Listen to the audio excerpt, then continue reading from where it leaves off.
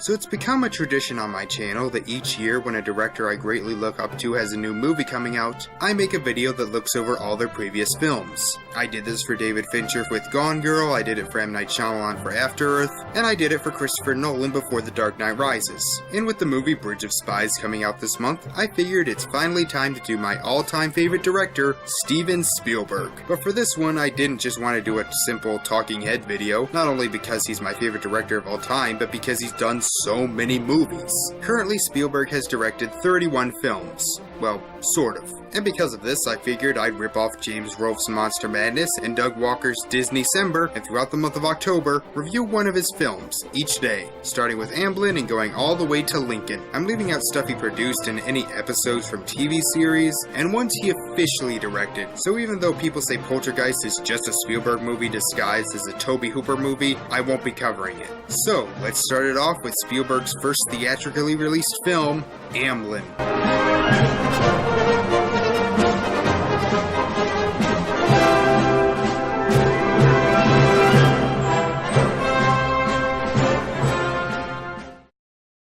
Amblin is not something most people would consider a real movie, as it's only 26 minutes long, but it did technically get a theatrical release, and I think it's an important film because it is really what put Spielberg on the map. It did get him a 7-year contract with Universal after all. It follows a young couple, a man with a guitar case and a free-spirited young woman, as they travel down Southern California, as they do everything young hippies did in the late 60s, smoking weed and having sex inside sleeping bags. God, I'd just like to visit the 60s for one day. And really, that's about it. There isn't much else here. The two leads are completely silent, and really it's more of a character piece than a flowing narrative. And for a first-timer on the budget of only 15 grand, it's not bad. The two leads do a good job given that they don't speak. In fact, the guy wasn't even an actor. He was a librarian that Spielberg met and just decided to put in his movie. As for the rest of the film, it looks good. About as good as a movie made in the late 60s with little money and crew could be. I'll tell you this, it's certainly better than fucking Manos.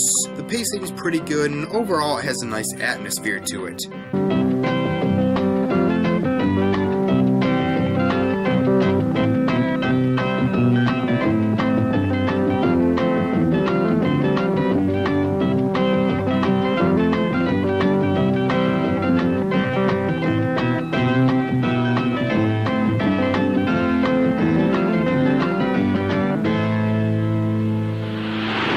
Is it a movie I want to go back and watch a bunch of times? Not really, even despite its short length. There's only two small problems with the movie, and I do mean small. One is the obvious fact that it's a first-time film with very little story, but the other is the twist ending. It's not a bad twist at all, but it's just so needlessly cruel. I mean, I know this is from a time period long before I was born, but it just seems like a really downer way to end this supposed love story. But other than that, there's a lot to like about Amblin. It's short, so even if you don't like it, it won't take up much of your time, but there is some real heart to it, and it does give hopeful filmmakers some good inspiration. Think about it, Spielberg made a 26-minute silent movie with almost no budget and crew and had to rely on a librarian to be his main star, and because of it, he got a deal with Universal. So that gives you little excuse not to at least try. As of this recording, it's still on YouTube, so if you're up for it, give it a shot. I give it a 7 out of 10. And I'll see you tomorrow when we cover a much more traditional movie.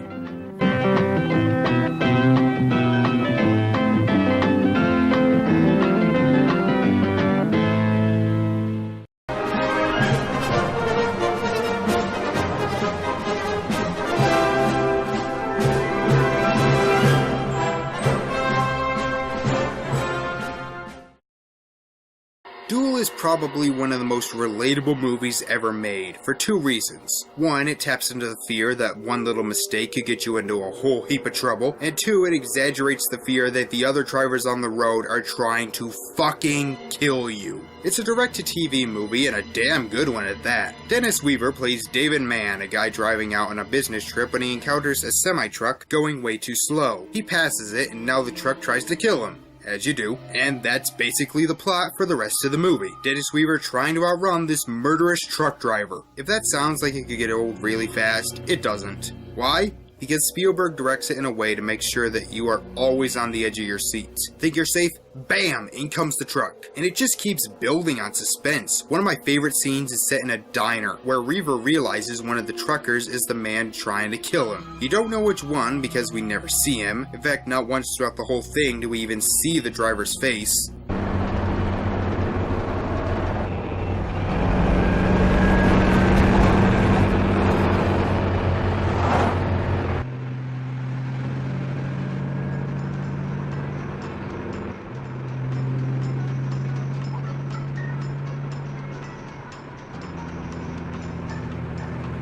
It plays on that fear of what you don't see is scarier than what you do. So in terms of suspense, this is a great movie. Character and plot-wise, it's okay. I mean, the main character is likable, and there are times where you get some character development, and the film isn't completely without plot, but that's not really where the focus is. It's with you wanting to see this guy get out of this situation, and for that, it does it very well. I don't really have much else to say about it, it's just a damn suspenseful flick that doesn't outstay its welcome. If you're a fan of suspense and are terrified of the road, check it out. I give it a 7.5 out of 10. Now tomorrow we're going into another direct-to-television movie, except this one you may not have heard of.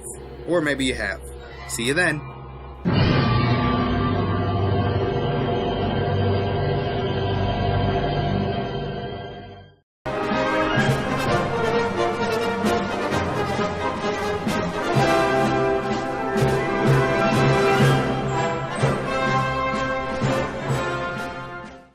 Now some of you who looked at this title might be asking something.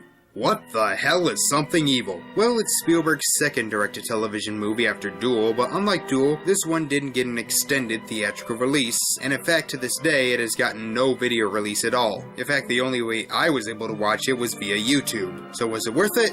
Not really. It's mostly boring, kinda silly, and just not that interesting. It stars Sandy Dennis as a young actress who moves into a farmhouse in Pennsylvania with her TV producer husband, played by Darren McGavin, as well as her 2 children. Not too long after they move in, Dennis notices that there may be something wrong with their older son, named Steven, who seems to be acting a bit weird. And as the film goes on, we learn that the house may in fact be haunted by demons, and that Stevie has been possessed. Let's just get my problems out of the way first. This movie is boring. And with this premise, you would expect it to be at least a little interesting, and at times it is, but for the first half, there isn't much to do with demons or anything. They hinted it a few times, but a lot of it is just watching these people do stuff. But I really don't care about these people. They aren't hateable, but I barely know anything about them. And also, the acting isn't that great.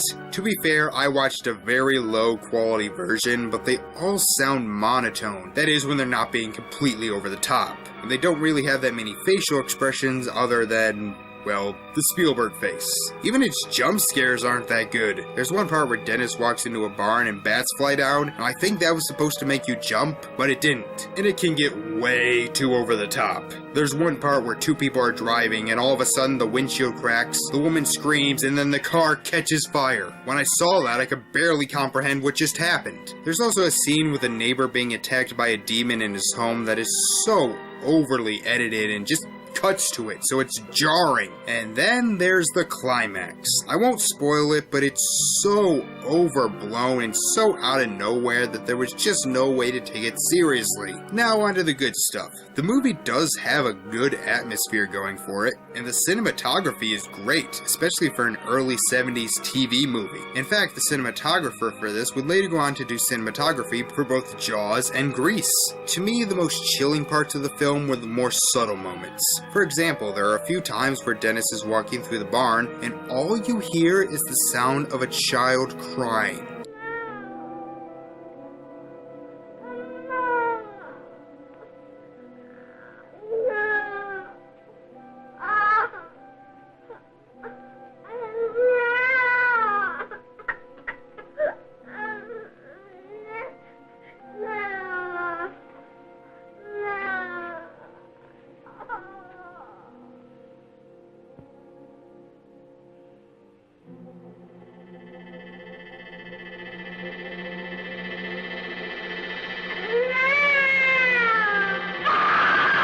Then there's a part where Stevie is knocking a ball against the house and Dennis is inside. She's just walking around when all of a sudden, the knocking stops, and you know something is wrong. But the best moment is when the father is reviewing the footage for the commercial. His editor pauses on a scene, and in the window, all you can see are two glowing orange eyes.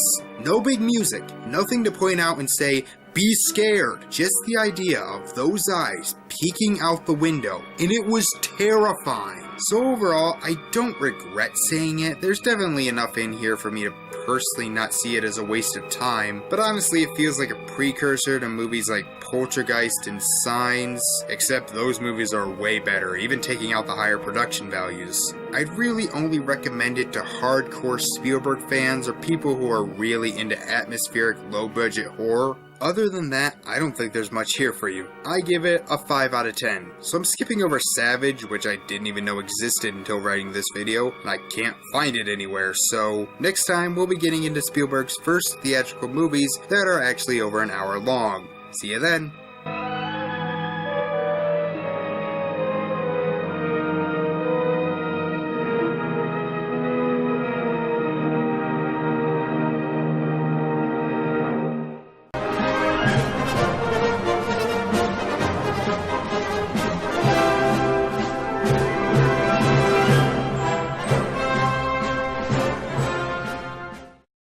Sugarland Express was Spielberg's first wide-release theatrical film, and would also be the first film in which the music was done by legendary composer John Williams. And for a first-time theatrical film, it's pretty good. Goldie Hawn stars as Lou Jean Poplin, a mother who lost custody of her son when she is given a short prison sentence. She breaks at her husband Clovis, played by William Atherton, as they try to steal back their baby from its new foster parent. They steal a car and get in a chase with Officer Maxwell Slide, played by Michael Sachs, and shortly after they crash, they overpower Slide and take him hostage while taking his car. And the rest of the movie is a chase across the country as the young couple try to get their baby back. The biggest strength of the movie are the car chases. I mean, given that this movie came out in 1974, they aren't as big as the ones we have today, but they are so well directed that I found myself riveted by a lot of these.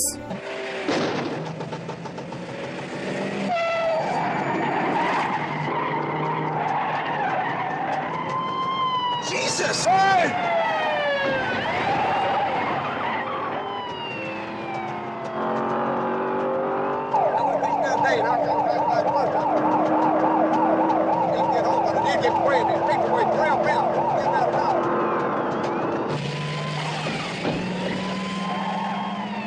They're just shot so well. Hey, did you guys know that this was the first movie to use a tracking shot? At least according to IMDb, and as we know, they never ever lie. Besides that, it's also a pretty good commentary on the media. There's this whole thing with the news following them as they go on this wild car chase, and a lot of people watching are really rallying for them, even though they're technically in the wrong. And that's actually the movie's only big problem. It actually does its job a bit too well. The acting is so good and the main two are so likable that it kinda makes us root for the wrong people. Yeah, according to Spielberg himself, the police are the good guys and the people hoping they get away are the bad guys.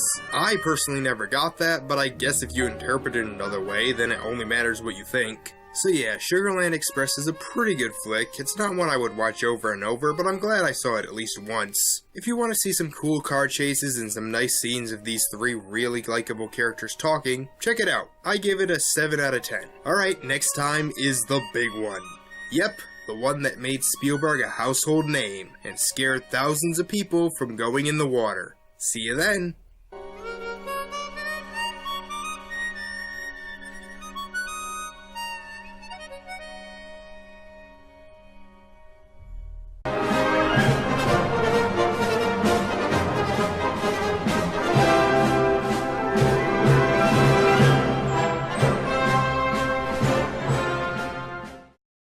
Jaws. Just say that name and everyone around you will automatically tense up. What could I say about this movie? Its legacy pretty much speaks for itself. It was the first movie to make over $100 million, becoming the first summer blockbuster. It made people terrified of going in the water. It has a 100% on Rotten Tomatoes, an 8.1 on IMDb, so this must be really good, right? Well, Yeah, it is. Honestly, when I was younger, I wasn't a big fan of the film, but watching it again, I honestly cannot find much wrong with it. Amity Island is being haunted by a great white shark, which, given that their 4th of July tourism peak is coming, does not bode well. After the shark kills a few people, Police Chief Brody, played by Roy Scheider, decides to go kill the shark. Along for the ride is oceanographer Matt Hooper, played by Richard Dreyfuss, and professional shark hunter Quint, played by Robert Shaw. I have actually read the book, and I think the movie is much better. The book was okay, but there was a bunch of pointless romantic bullshit in there, and something about a mafia, and the characters were assholes, and I mean assholes. It seemed like it was trying to be a Michael Crichton book, but couldn't pull it off. Anyway, why does the film work? Well, first we have the 3 main leads, Scheider, Dreyfuss, and Shaw, all work well off each other and have amazing chemistry, and they honestly feel like real people having real conversations. I think one of the most underrated scenes in the film is when Brody is at the dinner table and his son just starts copying everything he does.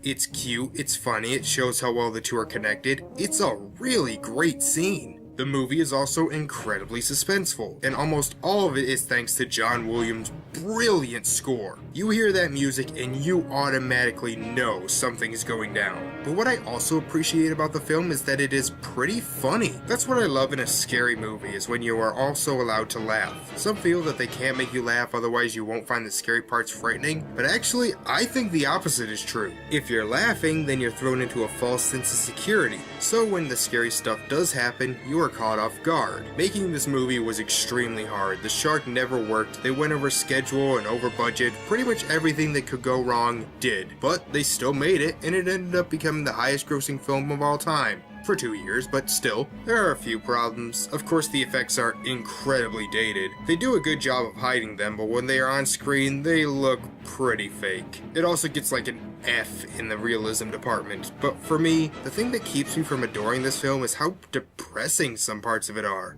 I know it's a scary movie with sharks and all that, but seeing that little boy be killed and his mother crying as she realizes it is just heartbreaking, and not something I really want to see in a fun summer blockbuster. But really, that's it. The movie is just really suspenseful, really funny, and the story behind the making of the film is inspirational. Granted, it didn't do much for sharks, but hey, nothing's perfect. I give it an 8.5 out of 10. It's a great film, but it's not my favorite Spielberg film, or even my favorite Spielberg film of the 70s. We'll talk about that next time.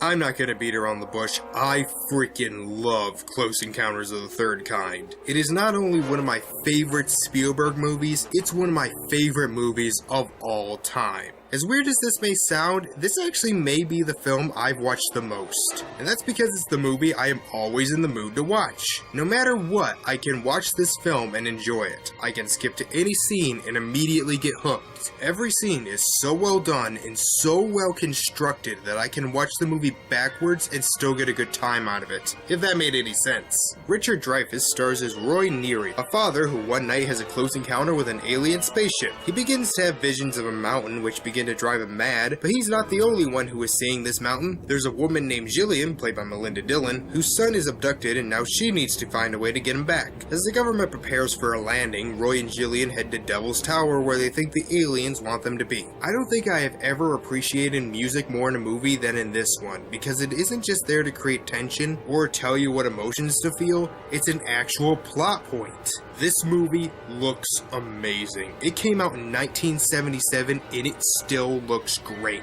The special effects are fantastic, and I love how we can just marvel at them. The last 20 minutes of the film are basically just staring in awe at the effects, and it is one of my favorite moments on film.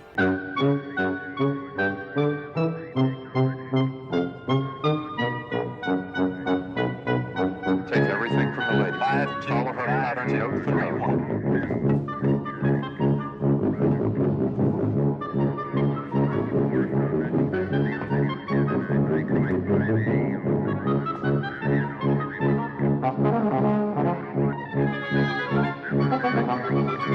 But besides the aesthetics, I love the way this story is structured. It's built very much like a mystery, gradually building from seeing just one UFO to several to the big climax with dozens of them. Finding out what the aliens want, why Roy is seeing these visions of the mountain. It's just so well done. And I love the characters. Roy's family honestly feels like a real family, and the acting is really good. Even the little kid, he was just 3 years old, but Spielberg, through the use of toys and gorilla masks, managed to turn this into a great performance. This really is one of the best directed movies I've ever seen. Probably one of my favorite parts that plays with your expectations is when a pair of lights pull up behind Ray. You think it's another car, but then it just starts floating, and you're like, ah! What the hell? There's also the scene where Jillian's son is abducted that I swear must have inspired both Signs and Poltergeist. God, I just love this movie so much. Is there anything wrong with it? Well, the ending, while uplifting, does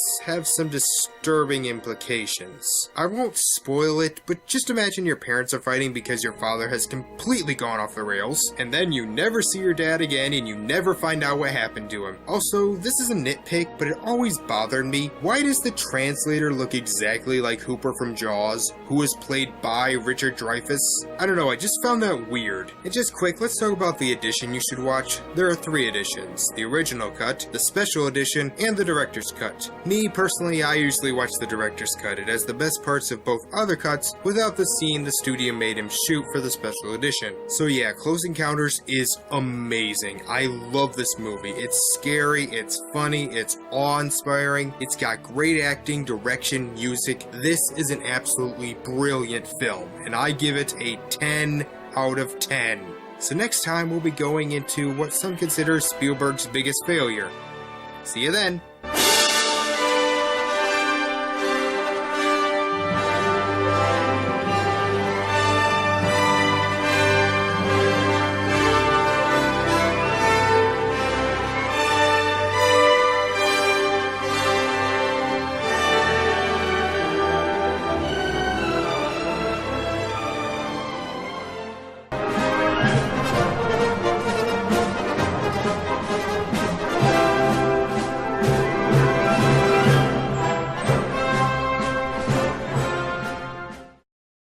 1941 is often considered Spielberg's biggest failure. It wasn't a critical hit, it wasn't that big a box office hit, and even today it's not really brought up that much. So what do I think about it?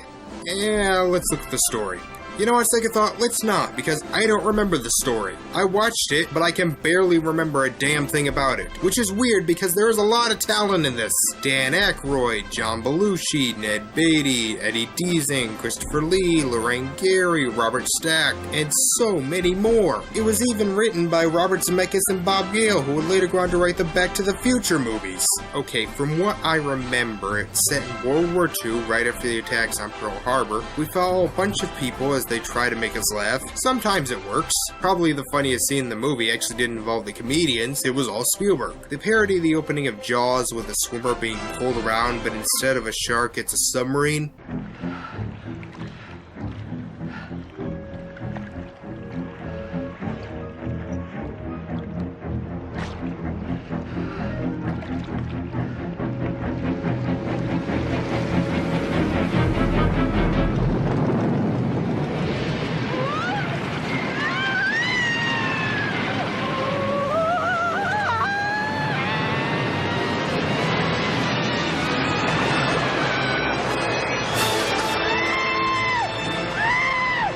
That was pretty funny, and they even went as far as to cast the same actress. But most of the movie is just a bunch of skits that may work on Saturday Night Live, but here they go on way too long. Spielberg is not a comedy director. Don't get me wrong, a lot of his movies have funny moments, but that's different from directing a comedic film. A lot of scenes feel really slow, and while the lines the actors are saying are sometimes funny, it just left me bored. There are some things to admire. It's certainly a big film, there's a lot of effects, and the climax was pretty cool. The actors working off each other can sometimes get a laugh, and it does have a lot of energy. For the most part, I found it to be boring, loud, and just not that funny. Does that mean I hate the film? No, in fact I'll tell you right now, there's only one Spielberg movie I legitimately hate, and this isn't it. It seems to have developed a cult following, and if you want to hear a defense of the movie, ask John Logan. As for me, I don't regret seeing it, but I really don't see myself watching it again anytime soon. I give it a 4 out of 10. Spielberg would never direct a full comedy again, and for his next film, went with a more adventure approach. See you then.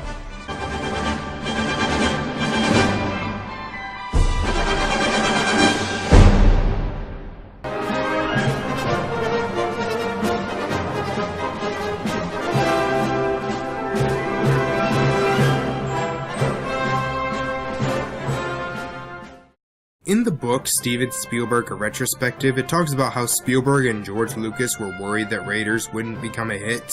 To which I wonder, why? It's directed by the guy who did Jaws, the story is from the guy who did Star Wars, and it starred Han Solo. If you think it'll be a critical failure, that's one thing, but this was going to make money. And make money it did, spawning sequels, video games, parodies. This is just an iconic film. It stars Harrison Ford as archaeologist Indiana Jones, who is on search for the Lost Ark of the Covenant. But he isn't the only one, as the Nazis want the Ark as well in order to make their armies invincible. Is there a religious text that says that? Because otherwise I'm not sure how a couple of stone tablets with the 10 Commandments on them can help you win a war. Anyway, now Indy, along with his ex-girlfriend Marion, played by Karen Allen, set out to find the Ark in order to keep it out of Nazi hands. Yeah, that plot does sound kinda stupid, but it's directed in a way that it actually kinda works. What I love is how seriously the whole movie takes itself. You really feel the weight of this conflict, and because the two leads are so likable, you honestly want them to succeed. The villains are great. I just love how unapologetically evil they are, and how charismatic they are while doing it. I especially love the Gestapo agent played by the late Ronald Lacey. He is just so slimy in every scene he is in. The action and special effects are freaking fantastic. This movie is going to be 34 years old this year, and these effects still hold up. And that scene with Indy on the truck is one of the most well shot and edited action scenes that I have ever seen.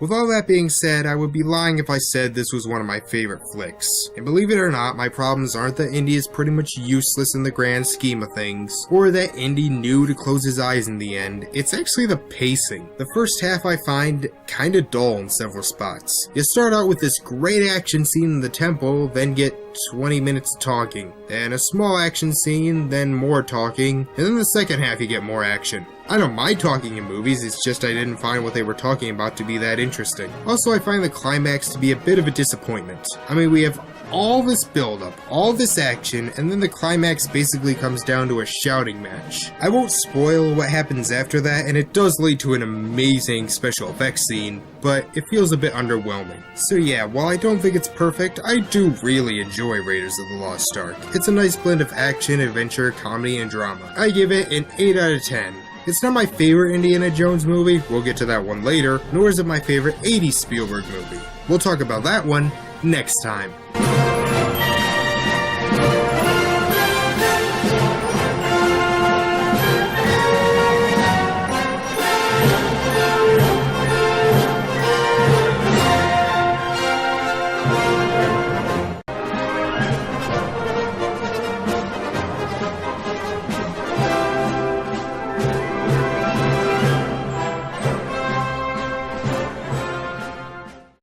You know, I am really good at understanding why people would have a different opinion than me, but I cannot understand how anyone can possibly dislike E.T. I mean, it has something for everybody. It has sci-fi, it has adventure, it has drama, it has comedy. It's a family film with a dark edge. The music is amazing, the acting, direction, emotion. It's all just so good. A young boy named Elliot, played by Henry Thomas, lives in California with his recently divorced mother Mary, played by Dee Wallace, as well as his siblings Michael and Gertie, played by Robert McNaughton and Drew Barrymore. One night, Elliot finds an alien that was accidentally left on Earth by his people, and Elliot befriends the creature, naming him E.T. Elliot, Michael, and Gertie try to figure out how to get E.T. back to his homeworld, but while this is happening, the United States government is also looking for E.T. in hopes to study him. Looking back, I was surprised how short this movie is. It's like a little less than 2 hours, but it feels a lot longer than that, in a good way, because I feel like I've known these characters for a lot longer, and that is pretty much all because of the acting. Henry Thomas as Elliot is the greatest child performance I have ever seen. Haley Joel Osment in The Sixth Sense was fantastic. Pierce Gagnon and Looper, brilliant, but Henry Thomas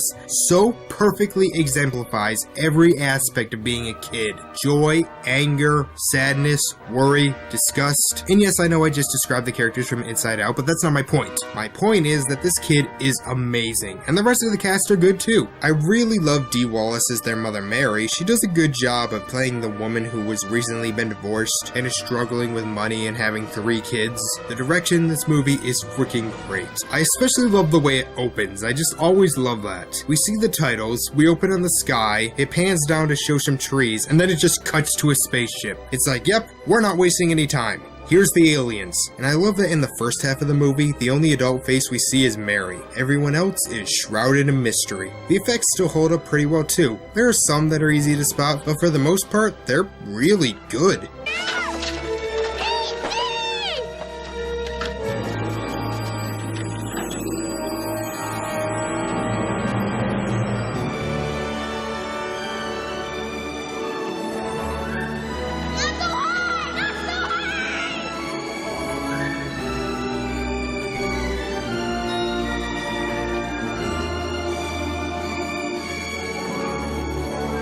But with all that, I think the 2 main reasons this movie succeeds are its atmosphere and the emotion. And I don't just mean the sad scenes, I mean the funny scenes, the scary scenes, the suspenseful scenes. Every scene in this movie just works. Is there anything bad about it? Well, I guess it's a bit too sentimental at times, and the climax is a bit of a deus ex machina, but really, I don't care. I just love these characters and get so wrapped up in the emotion that I don't even notice them. You want to know a secret? I was terrified of E.T. when I was little. In fact, to this day, that scene in the weeds still horrifies me. I feel every emotion possible with this film. It's easily one of my favorites, not just for Spielberg, but for any movie. Definitely in my top 10. 10 out of 10, easily. Oh man, I love this movie, and I cannot wait to see what I'm doing next time. Alright.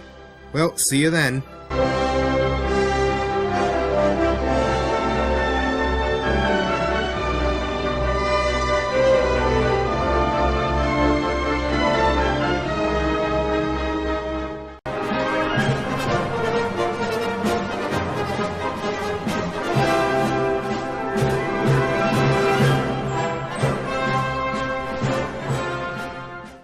The Twilight Zone is one of those shows I feel I should have seen more than I have. I mean, it was sorta like Goosebumps of the 60s, but aimed at a more adult audience. And in 1983, Steven Spielberg, John Landis, Joe Dante, and George Miller all came together to update some classic Twilight Zone stories in Twilight Zone the movie. Spielberg only directed the second segment out of 4, so I'll just give you my brief thoughts on the other 3. Well, first, I do really like the beginning, just before the credits. It's funny and creative. But as for the actual segments, Time Out, directed by Landis, is okay, but due to a tragic accident that happened on set, I can't help but feel it was incomplete. It's a Good Life, directed by Dante, is really interesting and certainly creative with its powers, and Nightmare at 20,000 Feet, directed by Miller, is really damn good. The monster is really creepy and has this feeling of dread throughout. The episode Spielberg directed, Kick the Can, is by far the most boring and uninteresting of them all. A group of old people at a retirement home all reminisce about their youth, but Mr. Bloom, played by Scatman Crothers, say that age only depends on your attitude, so they all play Kick the Can, and then are turned into younger versions of themselves.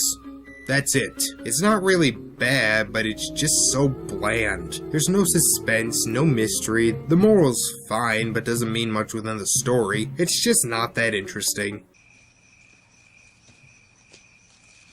I see you, A.G. Tally-ho! Tally-ho!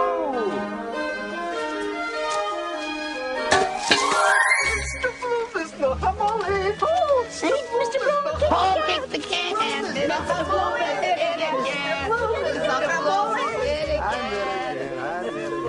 Acting and directing wise, it's good, but there's nothing ambitious about it, nothing fascinating about it. In fact, it was apparently shot in 6 days, which, yeah, sounds about right. It's watchable, but you won't remember it. So yeah, that's really all I got for this one. Sorry it was so short, but there isn't much to say. So I guess I give the movie as a whole a 6 out of 10, but Spielberg's part gets a 4 out of 10. Like I said, it isn't horrible, it's just too safe. But man, we are not playing safe for the next movie. See you then.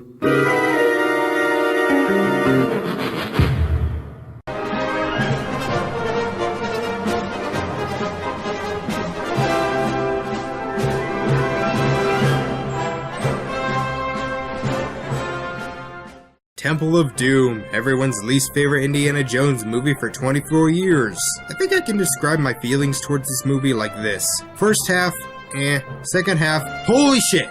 Set a year before Raiders of the Lost Ark, Indiana Jones, played once again by Harrison Ford, is in Shanghai negotiating a deal with a crime boss named Lao She. After things spin out of control, Indy escapes the club they are in along with one of the dancers named Willie, played by Kate Capshaw. And together they escape to an airport with Indy's sidekick, who we will never see again, named Short Round, played by Jonathan K. Kwan. While on the plane, the pilots abandon them for death, but they manage to escape and land in India, where they just so happen to come across a tribe of people who ask them to recover their children, who have been taken from them along with their spiritual stone. And now, Indy, Willie, and Short Round must find these stones from a group of Hindus who imprison children and sacrifice people by stealing their hearts and setting them on fire. This is a weird film. So what's my problem with the first half? A few things. One, it's mostly boring. We get that one action scene in the beginning and then it's no action until the second half. Two, it's contrived. Of course Indy takes Willie with them. Of course the pilots don't just kill them. Of course they just so happen to stumble upon this tribe of people. And three,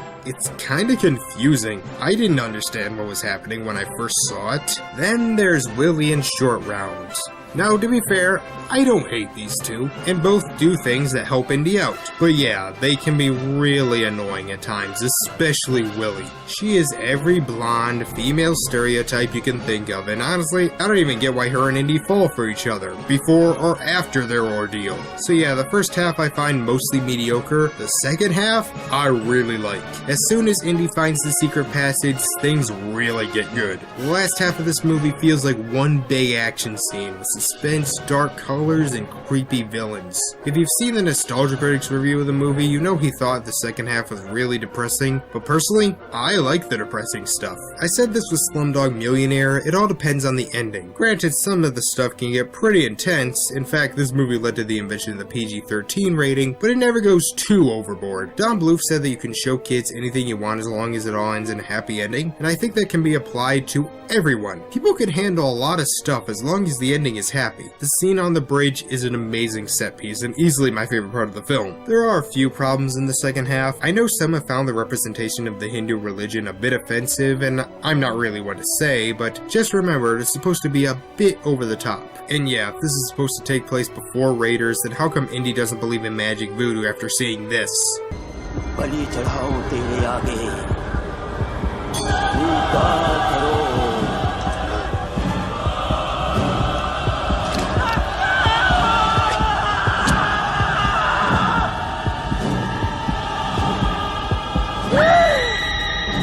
अब इसकी जान मेरी मुट्ठी में है अब इसकी जान मेरी मुट्ठी में है But I do think it has a lot more good than bad. Just look how big it is. These sets are pretty damn impressive. It was very mixed on release, but today it's considered a great film by most, if the worst in the original trilogy. I do really enjoy it. Like the NC said, you can't deny this film does take risks. And while some of them don't pay off, the ones that do pay off in spectacular ways. Spielberg isn't that big a fan of it, saying it's too dark and the best thing to come out of it were the PG-13 rating and his future wife, Kate Capshaw, but I think he doesn't give it enough credit. discredit. It has its flaws, but I do enjoy watching it. I'd say the best parts of this film are usually better than the best parts of Raiders, but Raiders is a more consistent film. So I give Temple of Doom a 7 out of 10. Not perfect, but I still like it. So next time we'll be getting what I like to call Spielberg's first Oscar movie.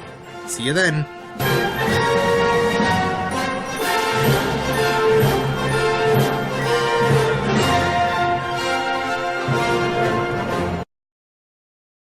Yeah, everyone remembers creepy, weird skull hat guy. His name is Molaram, you asshole. Molaram!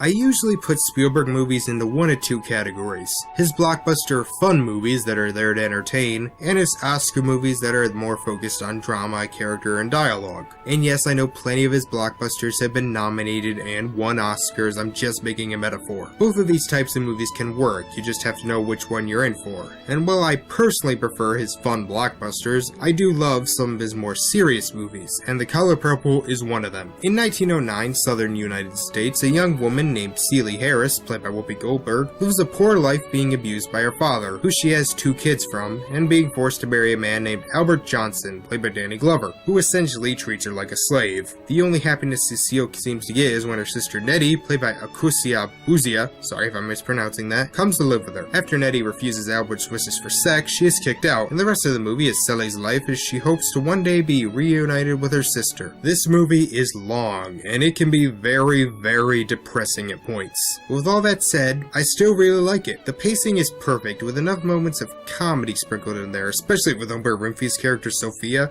I really like her. Well, at least in the first half. Second half, something happens, it's a bit depressing, but the acting and direction are pretty much as great as you expect. Whoopi Goldberg does a great job. I didn't see this till years after I'd come to know her as a comedian, but she really sold me on this. Originally, Spielberg wanted the movie to be in black and white, but eventually decided on color, which makes sense since it's called The Color Purple, and purple plays a pretty big part in it. And it looks beautiful, just absolutely gorgeous. But more than anything, God loves admiration. You saying God is vain? No, not vain. Just wanting to share a good thing. I think it pisses God off if you walk by the color purple in a field and don't notice it. Well, you saying it just want to be loved like it say in the Bible? Yeah, Celie. Everything want to be loved. I'm trying to think of anything that's objectively wrong with it. The only thing really keeping me from giving it a perfect rating is the fact that it's so long and heavy that it's not a movie I'll be watching over and over. I appreciate the story in this film. Most movies about race are set right before or during the Civil War or during the Civil Rights Movement. This is set in the early 20th century while racism was still really strong. But it isn't just about race, it's also about gender equality issues. There really was nothing worse than being a poor black woman in those days. Can we just talk about how controversial this movie was before it came out? Like, think about it. The trials and tribulations of a young African-American woman in the early 20th century being directed by a white male who had only done light summer blockbusters before. This had a lot to prove, and thankfully Spielberg managed to do it. This could have easily sunk his career, but through his pure talent, he made a smart, tasteful, well-done, charming period piece that showed the life of the character. I haven't read the book, so I don't know how well it follows it, but I really like the movie. I give it an 8.5 out of 10. It's one of my favorites of his Oscar movies, but maybe not as much as the next one. We'll talk about that tomorrow. See you then.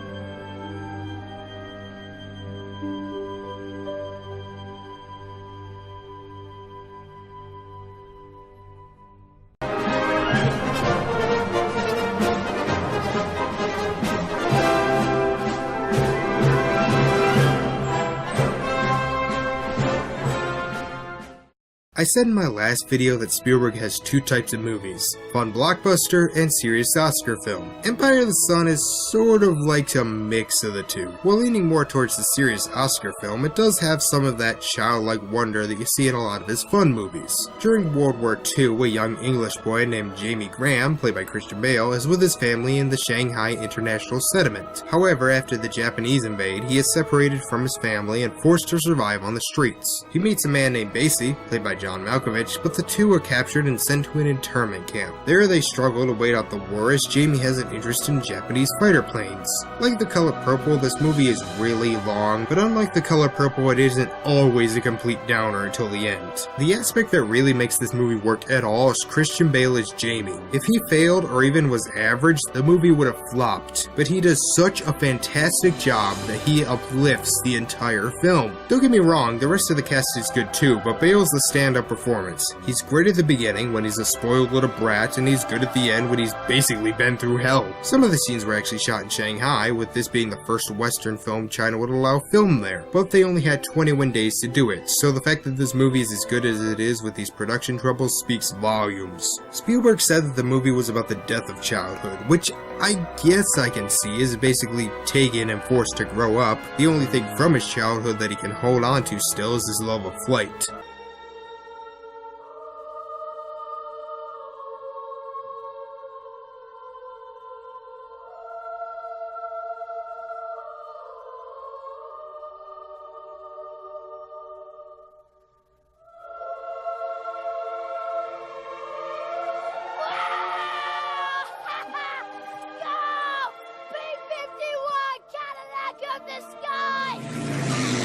The movie does have a bit of a sense of humor, and I like that it doesn't portray all the Japanese as just soulless evil people. If there are any problems, it's because the movie was trimmed down. Despite running at about 150 minutes, there was a lot cut from the movie, and some parts just feel underdeveloped, like Miranda Richardson's character, or Paul McGann, or Robert Stevens' parts were all significantly trimmed down. But again, Christian Bale just carries this movie with a little help from Malkovich.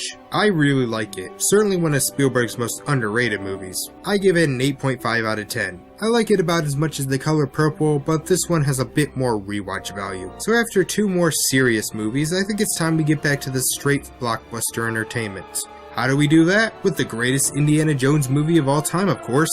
See you then.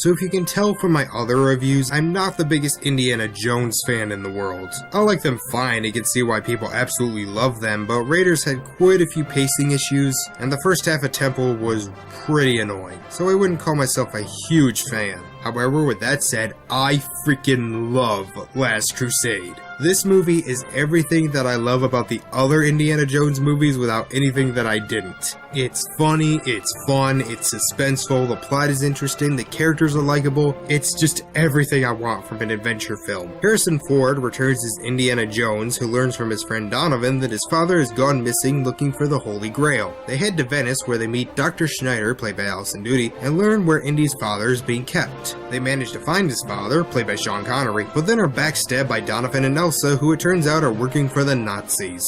And now it's a race to see which group can find the Grail first and earn eternal life, if they choose wisely. I like that every new Indiana Jones movie focuses on a new religion. The first was Judaism, the second was Hindu, and this one is Christianity. First, let's talk about the pacing and direction. The pacing in this movie is perfect. It never goes too long between action scenes, the dialogue between the characters is funny and interesting, and the actors all work well off each other. And every single action scene is great. And unlike the other two, they all seem to get bigger as the movie goes on, and we get some variety, from planes to trains to automobiles.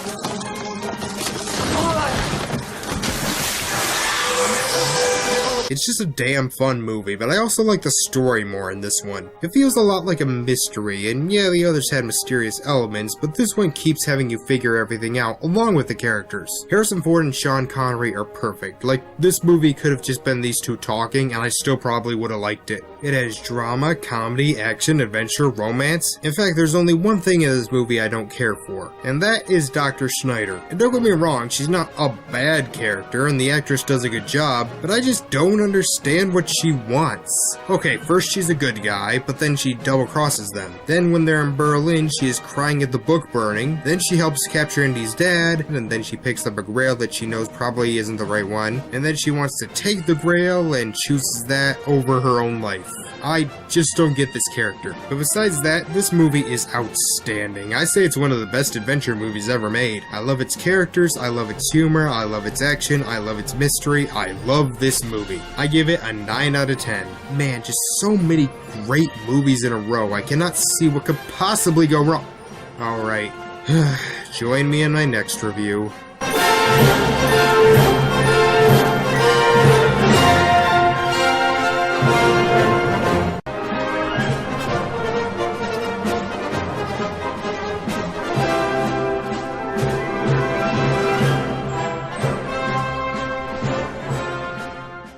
I said in my 1941 review that there is only one Spielberg movie that I actually hate, and always is that movie. Oh God, I hate this film, and I feel like I shouldn't. I don't think this is a movie I should be that angry about. I shouldn't be fueled with rage every time I think about it. I shouldn't have to punch myself every time I download a trailer or clip in order to make this review. But I do. I really do not like this movie. Alright, let's get into the story. A remake of the 1943 movie A Guy Named Joe, which I haven't seen. Richard Dreyfuss stars as aerial firefighter Pete Sandwich.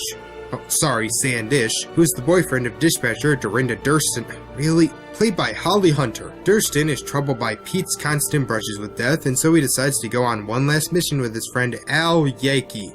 Seriously, what is up with these names? Played by John Goodman, and surprise surprise, Dreyfuss dies. Now in the afterlife, he has to guide a new fire pilot named Ted, played by Brad Johnson, who happens to be falling for the grieving Durston. Okay, so what are my problems with this movie? Well, let's start out with the biggest one. It's boring! Why? Because I just didn't give a shit. I did not care about any of these people, if they got together, if they made it out alive. I didn't care. Richard Dreyfuss and Holly Hunter have absolutely no chemistry, like, at all. This is what is supposed to carry the film, because good God, the firefighter stuff is not interesting. And it's not their fault, they're trying, but there's nothing here. We barely know them, they never really have a nice moment while he's alive, and there's no stakes. What are we supposed to care about? Dreyfuss is already dead, I don't really care about Hunter and Johnson, so why should I care?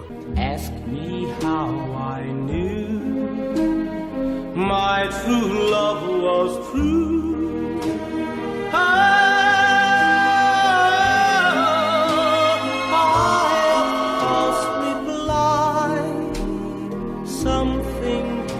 Inside cannot be denied.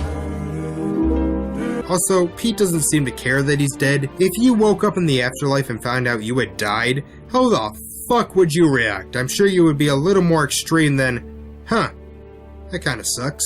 The tone isn't consistent, the rules of the afterlife aren't consistent, and honestly, even the acting and directing aren't that great. Don't get me wrong, they're perfectly serviceable, but there's no style, no flair. Honestly, it seemed like Spielberg was on autopilot, and I don't like saying that. I'm sure he tried his hardest, but the movie just looks so lifeless and dull. And the actors are just meh, except for Audrey Hepburn as this angel named Hap. She's good, and I like that her white clothes are always clean, but still it's not an amazing performance that saves the movie. Honestly, the reason I think this movie just pisses me off more than any other Spielberg movie is that there is absolutely nothing memorable about it. Even in Spielberg's worst movies, I could remember something. The only part of this movie I thought was the tiniest bit clever was the opening with two guys on a boat. But besides that, I remember nothing. And that's why I consider it Spielberg's worst movie. Yeah, it may not have as many bad stuff in it as something like 1941, but at least that was ambitious.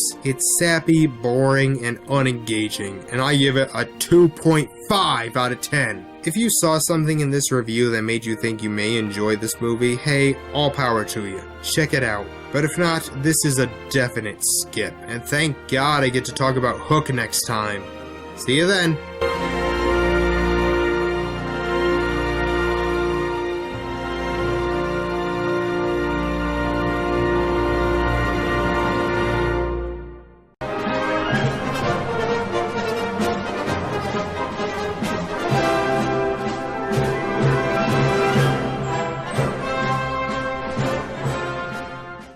Hook is a very love it or hate it movie, and I've heard a lot of people who hate the movie say that the only reason people like it is because they grew up with it and were looking at it through nostalgia goggles. Well, I loved Hook, and I didn't grow up with it. I didn't see it until I was 18 years old. Well, I can hear some people saying, you're only a Spielberg fanboy, so you like everything he does.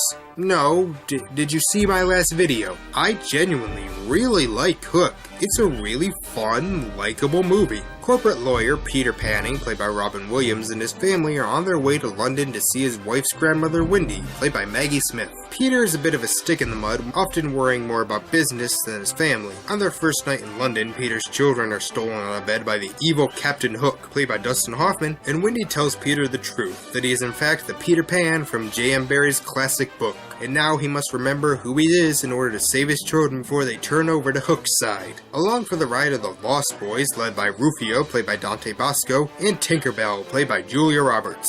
Okay, now yes, this movie does have its problems. One, I really hate the workaholic dad cliche. In fact, it may be my least favorite cliche of all time. It's mean-spirited, it's never funny, and you know he's going to learn his lesson in the end, so what's the point? Also, there are quite a few plot holes in the movie. From the fact that Peter goes to Neverland as a baby and yet grows into a small boy despite the fact that you were never supposed to grow up in Neverland, and it's a bit schmaltzy at points. Usually it has a nice balance, but sometimes it goes overboard. But besides that, I can't think of any huge problems. I love pretty much everyone in it. Robin Williams and the Lost Boys are great and funny, but for me the best parts of the movie are with the villains. Dustin Hoffman and Bob Hoskins as Hook and Smee are so freaking funny that I really have no question why this movie is called Hook instead of Peter Pan. And I think their plan of turning Peter's kids against him is actually a really ingenious one, and something I wasn't really expecting. I heard some people say that Spielberg was on autopilot for this one, but honestly, I don't see it. Just look at how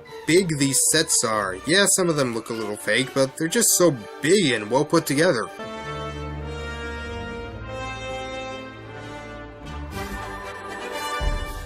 Who is that, Captain? It's Peter Pan. Has it been 3 days? 'Tis true, Peter. Time does fly. And so do you, I see. The effects are pretty good too. This movie is 24 years old this year, and a lot of the effects still look great. I honestly believe that Tinkerbell really is that small. I can believe Peter Pan is flying, and I just really like the story of this film. How Peter has to find his inner child, but that doesn't mean act like a 5-year-old. You can be a fully functioning adult and yet still be a kid at heart, which is something I think a lot of people need to realize. Why do you think so many adults still watch cartoons or go to Disneyland? And maybe that's why this movie is loved by so many people. It feels nostalgic, even if you didn't grow up with it. It's not perfect, but it's just so likable.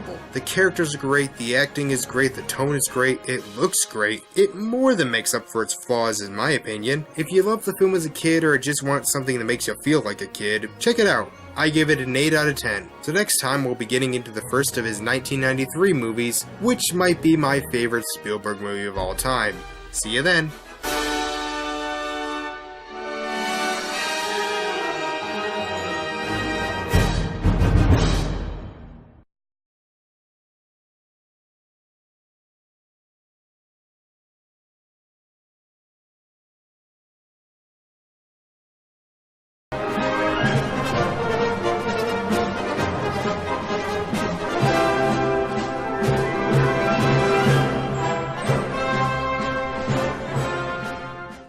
I don't really know what I can add to Jurassic Park that hasn't already been said. It's not only my favorite Spielberg movie of all time, it's in my top 3 favorite movies of all time, always switching around between Chamber of Secrets and Cloverfield. It's a masterpiece of special effects. It's got amazing action and suspense. The plot is creative, it's a great movie for kids and adults. But hey, let's talk about the story.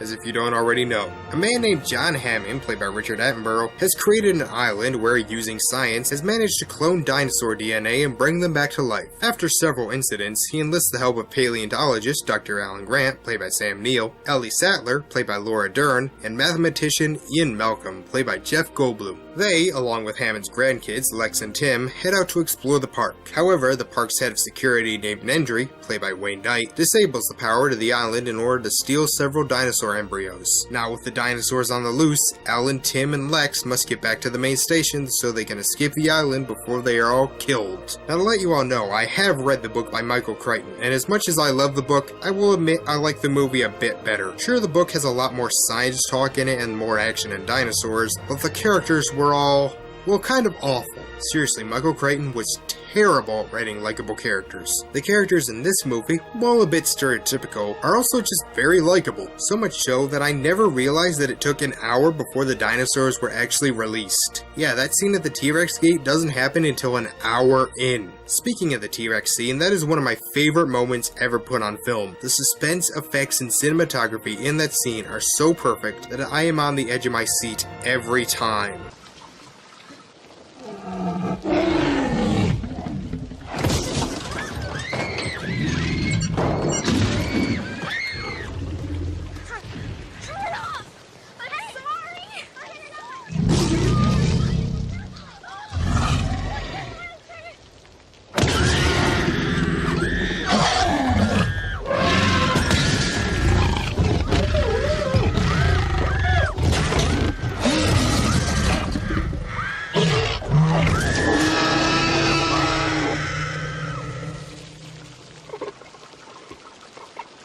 But I think one of the best things about this movie is something very few people talk about, and that is just the awe factor. Take the scene where they first meet the Bronchiosaurus. It slowly builds up as they see it, then they stand up in awe, and then it cuts, and we see a fucking dinosaur. Not an effect, we see a dinosaur. Just the fact that we are allowed time to marvel at what we are seeing. With a lot of big effects, they feel the need to just put them into scenes of action or glance over them. But here we spend several minutes just basking in how awesome they are with that amazing music playing. I honestly can't think of a single moment in this movie I don't like. The opening, awesome. The Gallimimus scene, awesome. The scene in the kitchen, awesome. And that's the best way to describe this movie.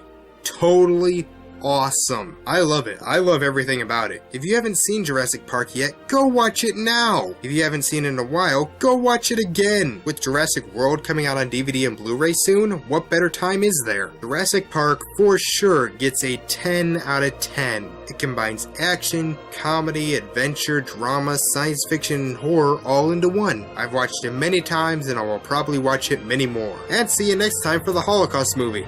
Bye!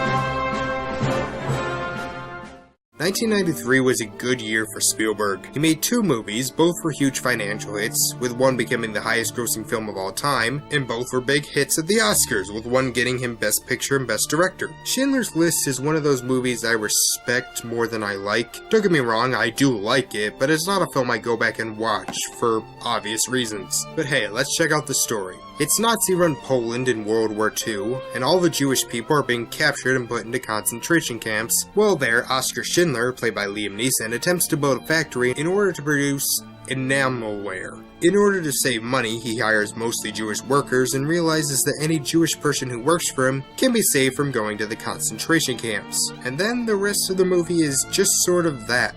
I'll be honest, this is the movie I was looking forward to talking about the least. Not because it's bad, it's a great film, I just don't have anything really to say about it. It's great for the exact reason you would expect it to be great. It's powerful, well directed, and just extremely real. Like, I feel this is as close to showing how it actually happened as you can get without being an exploitation film. The scene with the little girl in the red coat is one of my favorite bits of symbolism ever put into film.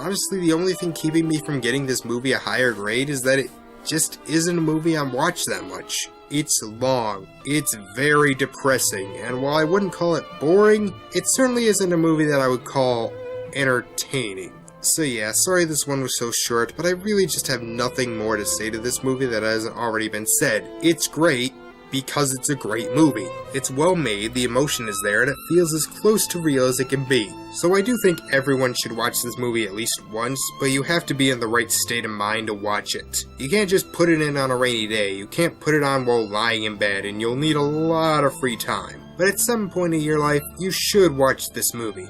I give it an 8 out of 10. It may be Spielberg's magnum opus, but in terms of one I would watch over and over, this doesn't rank that high. And thankfully the next movie is a much later film. See you then!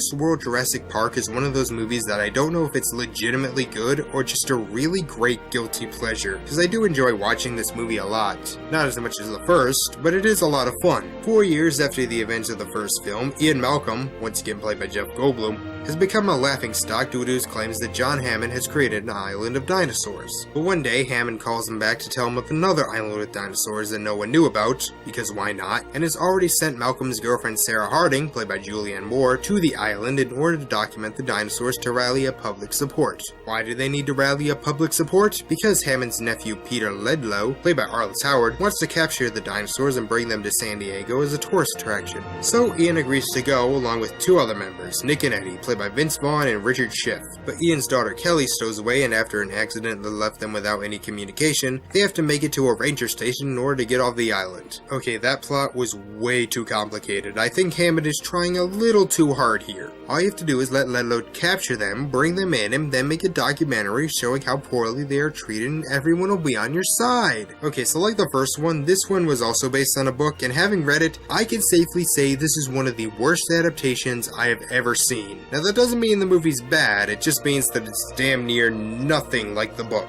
Here's the parts of the book that are in the movie. There's another island of dinosaurs called Isla Sorna. There's a scene where a dinosaur pushes a trailer off a cliff, and there are characters named Ian, Sarah, Eddie, and Kelly. And in the book, Kelly is not Ian's daughter. She's just a student who snuck onto a trip along with her friend named Arby. So yeah, as far as adaptation goes, this gets a D- at best. But as a movie, despite its problems, I still really enjoy it. Why? Well, for one, I do enjoy these characters. That's one thing these Jurassic Park movies always get right. I just enjoy the characters despite how stereotypical most of them are. The special effects, while not as groundbreaking as the first film, are still pretty good. This movie certainly has a lot of action, but there are two standout scenes. One is of course the T-Rex chase through San Diego, which while at times kinda dumb, is pretty fun to watch. But the best part of the movie, hands down, is the trailer scene. Hang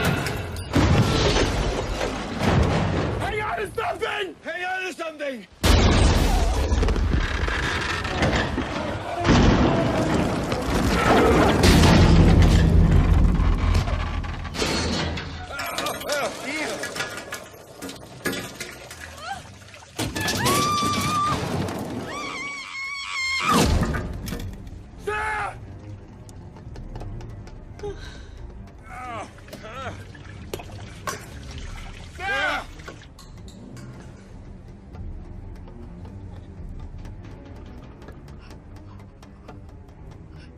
But yeah, despite all that, the movie's plot is pretty stupid and contrived. There are quite a lot of idiotic scenes, including the infamous gymnastics death, and the fact that the crew on the boat carrying the T-Rex were magically killed. Yes, I know it was supposed to be a raptor scene that got deleted, but in the context of the film, it makes no sense. So yes, the movie is flawed. Very, very flawed, but damn it, I enjoy watching it. The action scenes are fun, the characters are likable, and it has some nice effects. It's not a patch on the first movie, and it's one of the worst adaptations of all time, but as a movie on its own, I like it. I give it a 7 out of 10. If you were disappointed back in 1997 and haven't seen it since, give it another chance. You may be surprised. Well, this movie certainly gave me a lot to talk about, so join me next time where I briefly discuss Amistad. See you then.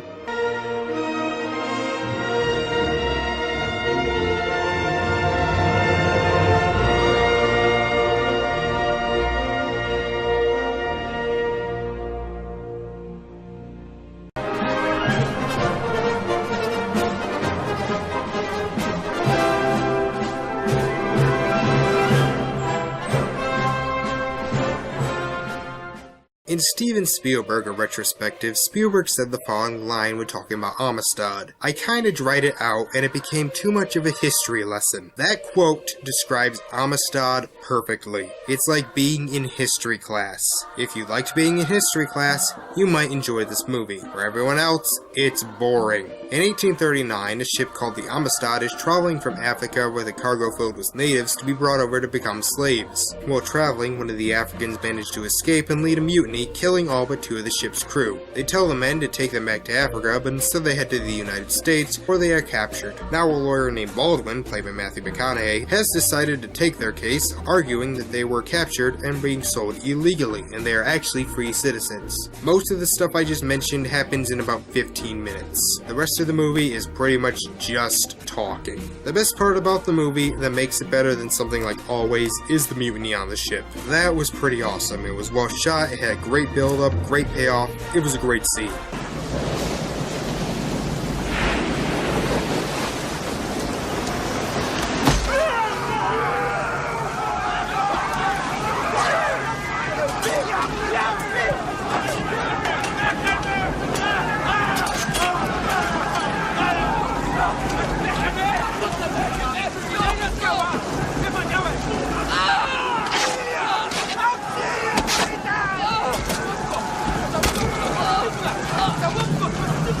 Besides that, I just don't have much else to say. I like the music, the acting is good. I can't really say the plot was bad or that what they were talking about was uninteresting, but it's so dull. I don't know, I'm not saying it's not an important film or that the stuff it brings up aren't good points, but I was just bored by it, and by now I'm just repeating myself.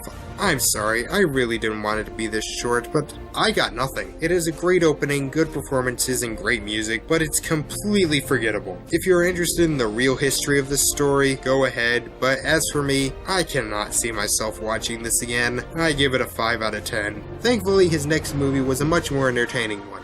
See you then.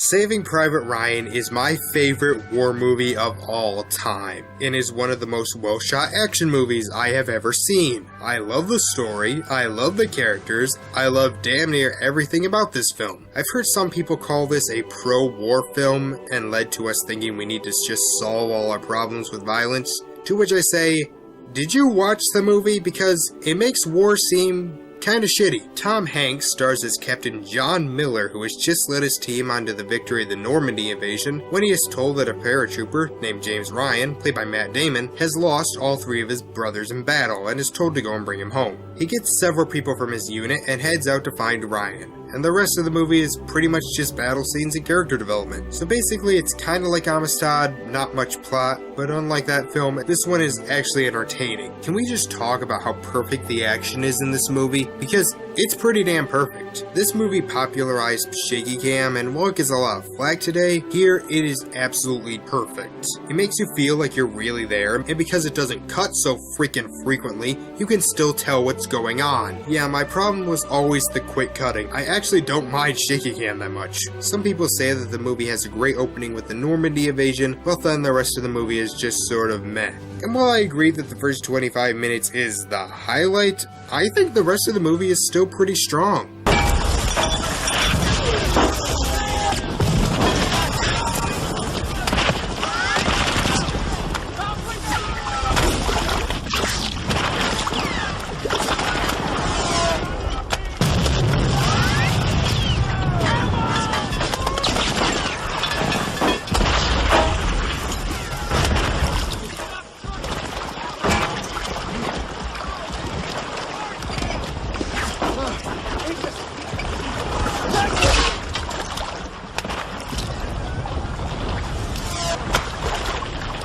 I really like every member of this team, and every actor does a great job in portraying them. The sound design is absolutely amazing. Most gunfights focus on the bang from the guns, but this movie focuses more on the whoosh of the bullet, which is so much scarier, and every scene feels important. This is one of those movies in which every scene needed to be in there, and if you added or took away anything, then it would make the movie worse.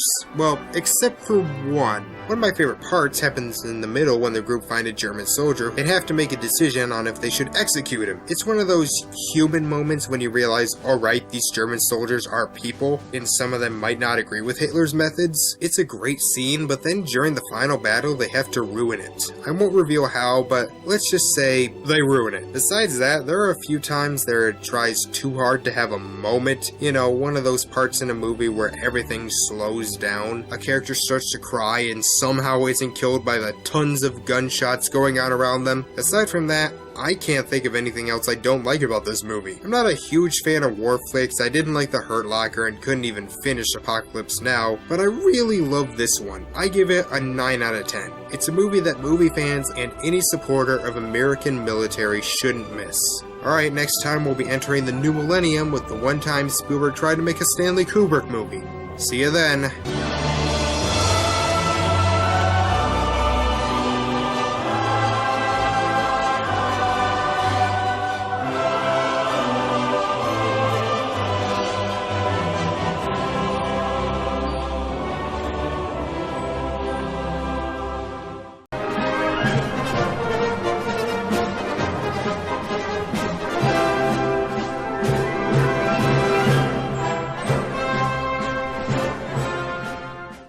When Spielberg decided to direct Stanley Kubrick's sci-fi version of Pinocchio after his sad passing, he was pretty much going into a lose-lose situation. No matter what he did, there was no way this movie would not cause controversy. But since he really wanted to finish his friend's movie, he went ahead anyway, bringing us the very interesting, if slightly flawed, AI, artificial intelligence.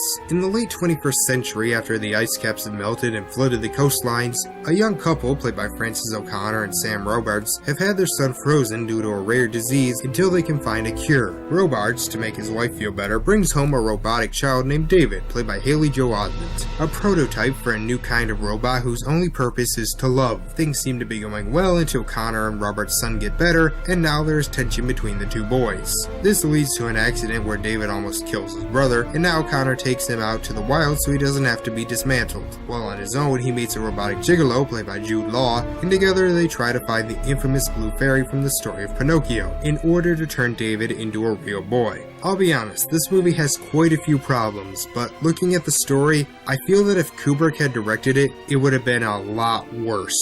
Kubrick was great at cinematography and atmosphere, but not very good at creating emotion, and this movie relies a lot on emotion. So let's talk about AI. Well, I never really understood the whole Spielberg schmaltz that a lot of people use to criticize some of his movies like Hook and War of the Worlds. After seeing this movie, I totally get it. There are a lot of scenes that are so obviously not Stanley Kubrick that it can lead to a lot of really awkward moments. And this may not be so bad if a lot of the moments in the movie weren't so incredibly mean and just unpleasant to watch. If it were one or the other, it may have worked, but the whole film keeps switching back and forth. It's clear Spielberg was trying to mimic Kubrick, but also had his own style in there. And it all comes together in a huge crash with the ending. Now, I actually don't hate the ending, and in fact my problems with it isn't the same as most other people. Most people complain that it's too schmaltzy. I actually think it's too dark. It seems like it wants to have this happy ending, but when I watch it, I see nothing but sadness for years to come for this poor kid. Now with all that said, I really do like this movie a lot. Why? Well, I think the main saving grace of the movie for me was David, or more specifically, Haley Joel Osment. If Sixth Sense got him an Oscar nomination, then this should have gotten him an Oscar win. I'm not kidding, I actually think he is better here than in The Sixth Sense. The character isn't the most compelling thing ever put on film, but Osment is so good in the role that I honestly felt for him. When he was in danger, I was praying for him to get out of it. When he is sad, my heart aches. I loved David. No doubt there was talent in the crafting of this simulator. Yet with the very first strike, you will see the big lie come apart before your very eyes! Don't burn me! Don't burn me! I'm not Pinocchio! Don't make me die! I'm David! I'm David! I'm David! Mecca, don't plead for their lives! Who is that? He looks like a boy! Built like a boy to disarm us! See how they try to imitate our emotions now? But I also liked a lot of the other characters too. The parents are likable, and you do believe the chemistry between David and his mother. Jude Law is pretty funny as the gigolo, and the sexual innuendos are pretty freaking funny. Also, the special effects in this movie really hold up. They are 14 years old and they still look great. I'm not 100% sure how much CG was used, but a lot of it looks really realistic. And despite its problems, it did bring up some interesting ideas and made me question things way more than anything in 2001. So yes, I really like the movie and give it a 7.5 out of 10. It isn't going to be for everyone, and believe me when I say that I can understand why some people will hate it, but if you can look past some of the more schmaltzy moments, there's a lot of good stuff in there. And even if there wasn't, at least Spielberg tried to make his friend's movie a reality, although it did set off this weird set of sci-fi films that Spielberg would do for the rest of the decade. And we'll look at another one next time.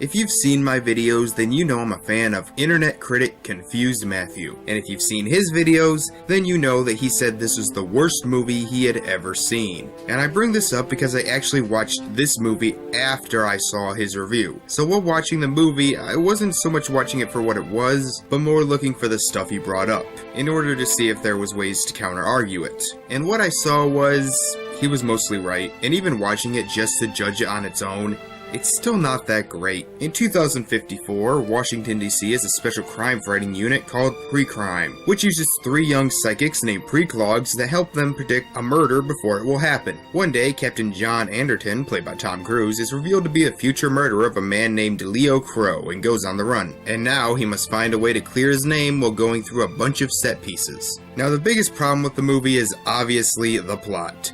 Why the hell does John not just leave town and lay low? He knows that the murder is supposed to happen in 36 hours, so why doesn't he just lay low until then and then come out as a free man? And the thing is, they could have fixed this easily. Maybe they don't know when the murder will happen, so he is a fugitive until they prove his innocence. Or he can't leave town because the place is blocked. Something. I will defend the actual plot device of the Preclogs though. I brought this up in my Wanted review, but they do at least only detect murders in Washington DC, and since it does give an address, they know they are getting the right person. But near the end, all my patience went out the window. They start introducing all these rules and things that happen with the Preclogs that feel just completely forced. So yeah, the plot is a mess. However, I do think the movie is okay. I actually own it, so it must have something worth liking. Well, for me, it's just a fun chase movie, and I feel that's what it was trying to be over anything else. I really like the look of this film. It has this whitish glow that feels much less distracting than the lens flare that J.J. Abrams uses in his films, and the special effects are really good. The car chase is a damn near masterpiece of action just for how creative it is.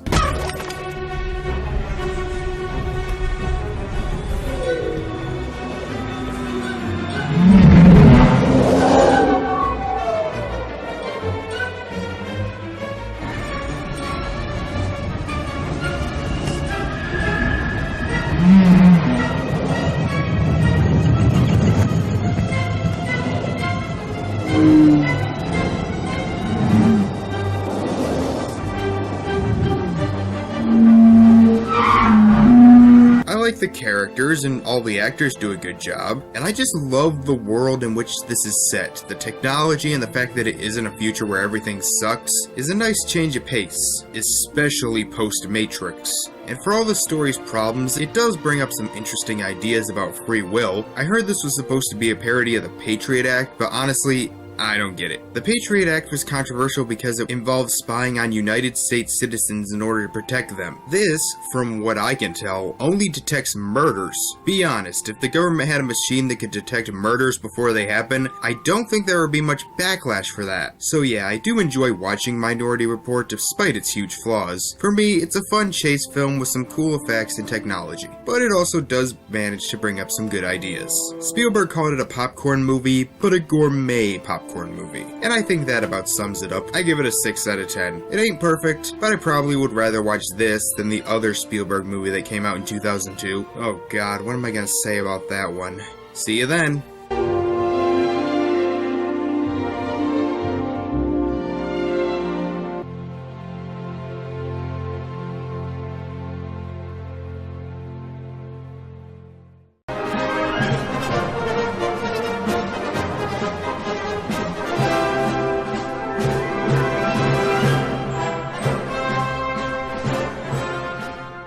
There were a few movies that made me a little hesitant on doing an entire month of Spielberg reviews because I have so little to say about them. One of course was Schindler's List, another was Amistad, another you'll see in a few days, and then there's Catch Me If You Can, which I might just have to call the most overrated Spielberg movie, in my opinion. It's not bad, on the contrary I can't think of anything really bad about it, but I can't really think of anything that much I loved from it. The entire movie just sorta came and went for me. I wasn't bored, I wasn't really entertained either, I just sort of went, yeah, that was alright. Based on the true story, Leonardo DiCaprio stars as Frank Abagnale, a young man who starts out pretty well living in a nice house, but after his father, played by Christopher Walken, is denied a bank loan, they are forced to live in a small apartment. When his parents file for divorce, he decides to run away. Now with no money, he starts to rely on a confidence scam and eventually impersonates an online pilot, and steals a lot of money from Pan Am. Meanwhile, a fraud agent named Carl Conradi, played by Tom Hanks, begins tracking Frank, and now the chase is on.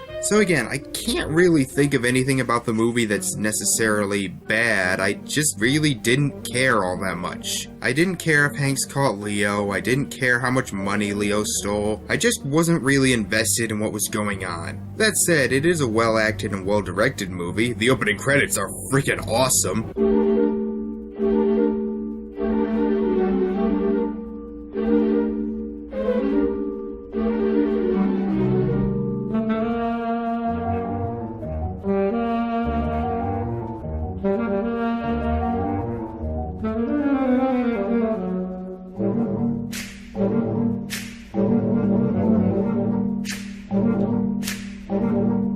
And there are some entertaining parts, but I think my favorite part of the whole thing was Christopher Walken. He was just so freaking good in this movie. I don't know, maybe it was the pacing. Rotten Tomatoes said it was breezily entertaining, and I get the breezily part because this movie pretty much came and went. I watched it and then immediately forgot most of it. So would I recommend it?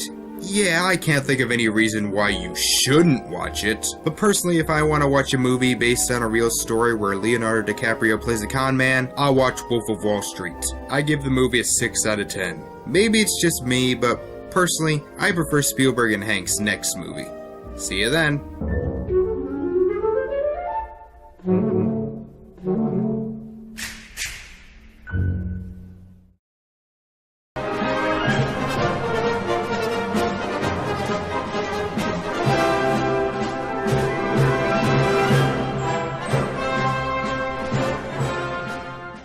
The Terminal was one of the biggest surprises I have ever had watching a Spielberg movie. I was originally going to do a Norty's Forgotten Flicks on the movie, but since I am now doing this, I just consider it a joint review. A foreign man named Victor Navorsky, played by Tom Hanks, has just immigrated to the United States due to a revolution in his home country, which I'm not even going to attempt to pronounce. When he arrives at JFK Airport, he learns that his home country is no longer considered a sovereign nation, and he is not allowed to enter the United States or go back to his country. country, and because he has a very low English vocabulary, communication to Americans is extremely hard. So he takes up residence in the airport, helping employees and travelers, and even striking up a romance with a flight attendant named Amelia Warren, played by Catherine Zeta-Jones. He even manages to get somewhat of a job renovating the terminal. Meanwhile, the head of the airport security, named Frank Dixon, played by Stanley Tucci, wants to get him out of the terminal. Okay, the premise is a little weird. The bad guy wants what the good guy originally wanted, but has decided he doesn't really want.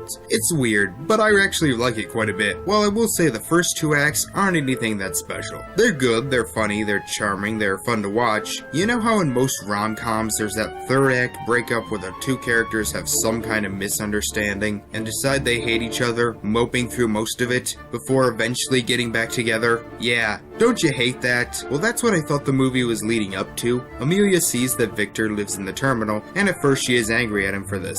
For about 30 seconds, I thought, oh, you can't be serious. The thing that leads to the 3rd act breakup is him living in a terminal? But then, something amazing happens. They talk, she stops being angry, and then they move on.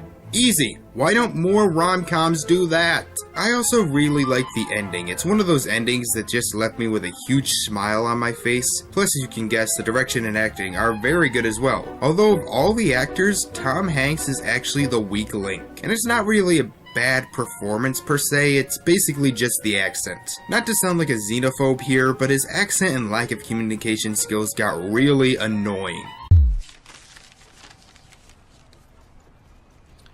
Yellow taxi cab, please. Take me to Ramada Inn, 161 Lexington. Staying at the Ramada Inn? Keep the change. Do you know anyone in New York? Yes. Who? Yes. Who? Yes. No, do you know anyone in New York? Yes. Yes. Who? Yes. And honestly, sometimes it didn't feel like a language issue, more that Tom Hanks was playing Forrest Gump again. No. Even Forrest would understand more than this guy. Again, it's not really a bad performance, but it's not one of his best either. So yeah, I was really surprised by this movie. It's not a masterpiece, but it's not trying to be. It's just meant to be a small, charming little rom-com with likable characters, and that's what it was. Is it going to be a movie for everyone? Not really, but I think if you're willing to give it a shot, you should find a lot to like about it. I give it a 7.5 out of 10. Yeah, I might be overpraising it a bit, but I do find it one of Spielberg's most underrated flicks. But not the most underrated. We'll get to that one next time. See you then.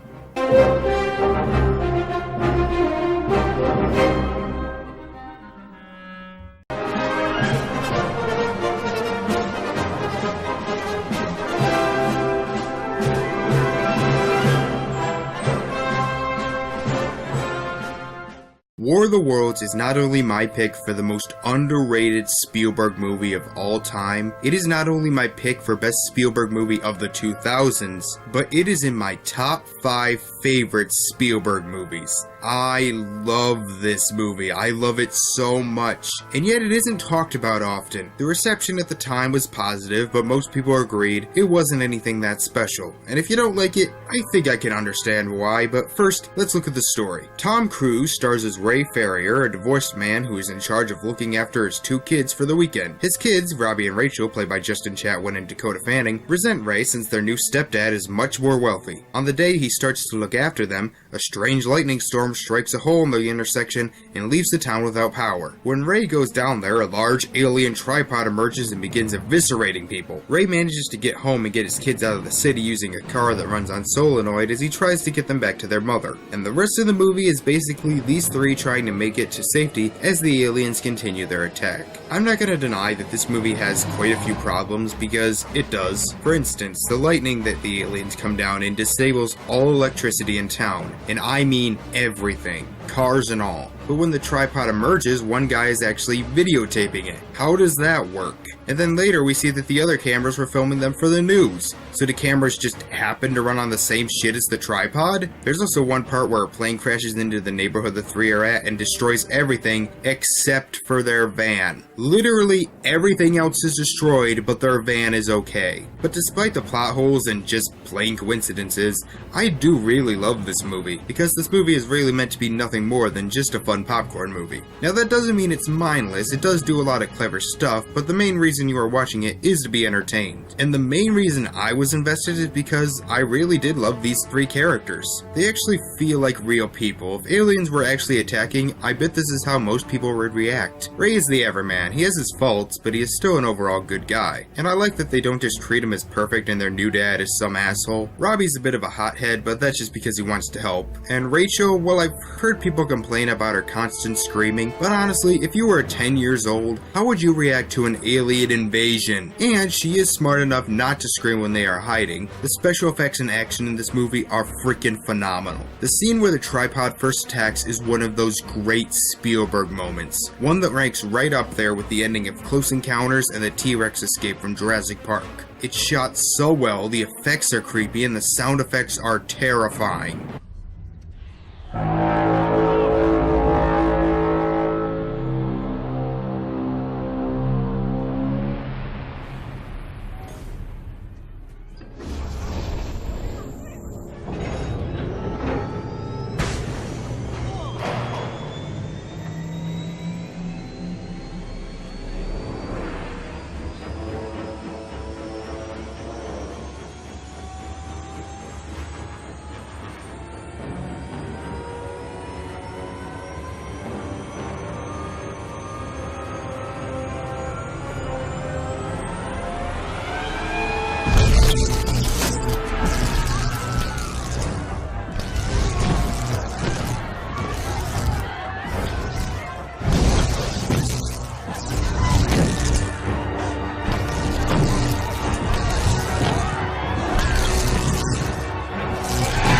I also like how we follow a typical American family. If we had followed the military or someone who knew all the answers, then it would basically just be another Independence Day. Like I said, the movie isn't completely mindless, but does have some clever metaphors. Remember how I said Minority Report was supposed to satire the Patriot Act, but it didn't really work? Well, I think this movie does a better job on putting you in that modern day, post 9/11 feel. The scariest things in the movie are not the aliens themselves, but the machines they use. And some of the creepiest parts are the dust and debris left over from the attack. And yes, I did like the scene in the basement with Tim Robbins' character. I thought it was pretty suspenseful. So yes, War of the Worlds is not a perfect movie, and some might find it a bit too depressing, but for me, I love it. I love the characters, I love the action, I love the effects. I have read the book, but it was a long time ago and I don't remember much from it, but I think they did a good job updating it. I give it a 9 out of 10. If you haven't seen it, I more than recommend it. And next time, Munich, the fourth part in the I Don't Have Much to Say quadrilogy. See you then.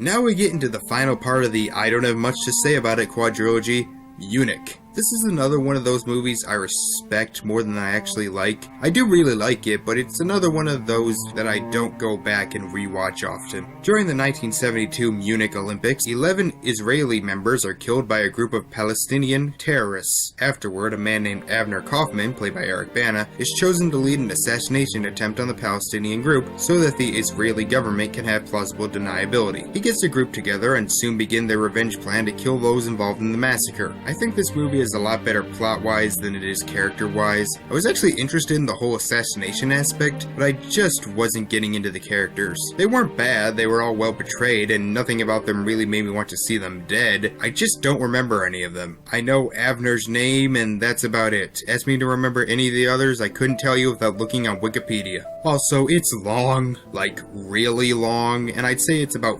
50% talking, but the movie is just so well made. The direction, acting, cinematography, set pieces, editing, everything about the movie on a technical level is great. Eventually, the Arab states will rise against Israel. They don't like Palestinians, but they hate the Jews more.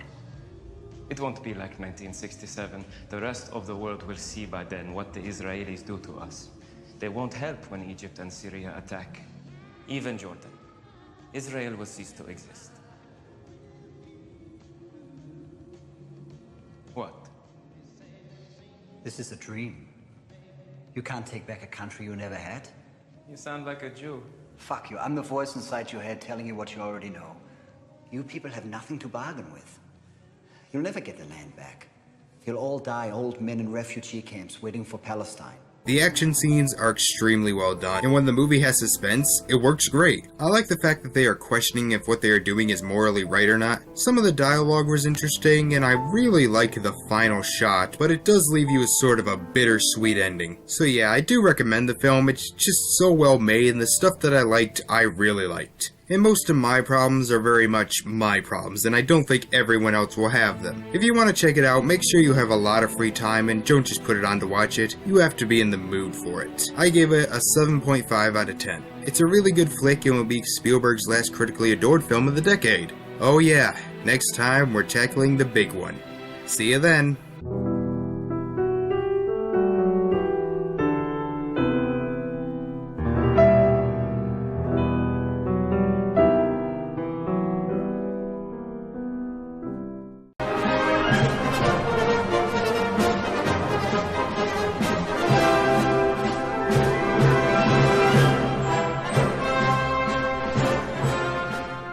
Back when it was released, Kingdom of the Crystal Skull received generally positive reviews from critics and a mixed reception from fans. Over the past 7 years, that reception has only gone down. And while I think the peak of the hatred for the film has passed, it still surprises me when people will call this the worst Spielberg movie ever made. No, it isn't. It's not even in the bottom 5. Yep, this is going to be a generally positive review, because I think Kingdom of the Crystal Skull is fine. About 20 years after the end of Last Crusade, Indy, played once again by Harrison Ford, along with his sidekick Mac, played by Ray Winstone, are captured by a group of Russians headed by Arana Spalko, played by Cate Blanchett. She is looking for the famous Crystal Skull and has captured Indy to help. Mac betrays Indy, like you do, but he manages to escape. He is found by a guy named Mutt Williams, played by Shia LaBeouf, who tells him that a man named Harold Oxley found the skull and hid it before getting kidnapped. Now, Indy and Mutt head out to find the legendary skull, along the way coming across old friends and new enemies. So yeah, I think the movie is perfectly fine. I like it about as much as Temple, but for different reasons. Temple I didn't care for the first half, but really like the second half. Crystal Skull I pretty much am on the same level all the way through. I don't really like or dislike any scene that much more than the others.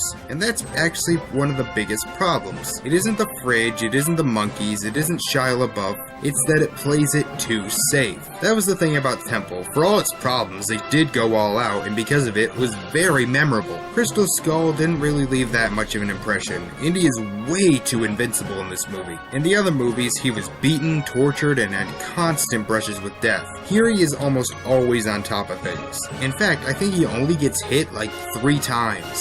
It doesn't lead to much suspense when we think the main character can't be killed. There are a few other problems, like the whole double agent thing with Mac. Seriously, of all the things you steal from Last Crusade, you pick the worst aspect, and the twist about who Mutt really is felt a bit forced, like it was there solely to give Indy more stakes. Other than that, I think the movie is pretty solid. Some parts are a little silly, but there were silly moments in the other ones. I like all the characters. Indy is still great. I think Mutt's a good character. Marion's awesome. The villains are pretty cool, and Cate Blanchett is really hamming it up. I really like the action scenes. I think they're a lot of fun.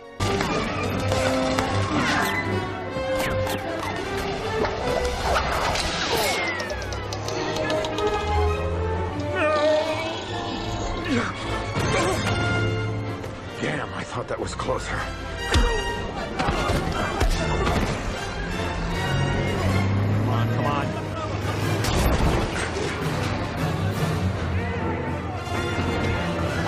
Most of the effects are really good, and it's a simple adventure film. Bad guys want something for evil purposes, good guys want that thing for good purposes, go. It's simple, but it works. Can I see why people wouldn't like it? Yeah, like I said, I have my own problems with it too, but for the love of God, stop treating it like it's the freaking Antichrist. I mean, it's not Die Hard 5, at least Indy acts like Indy and the action scenes are competent. I gave it a 7 out of 10. It's not a great film, but I think it's a good film. If you don't like it, hey, that's cool, but at least look at it like this. Look at the movies Spielberg had been making since the beginning of the new millennium. Almost all of them were dark, depressing films. This at least was Spielberg making another light, fun action movie. But I'll be honest, he did do that better in his next movie. And we'll talk about that one next time. See you then.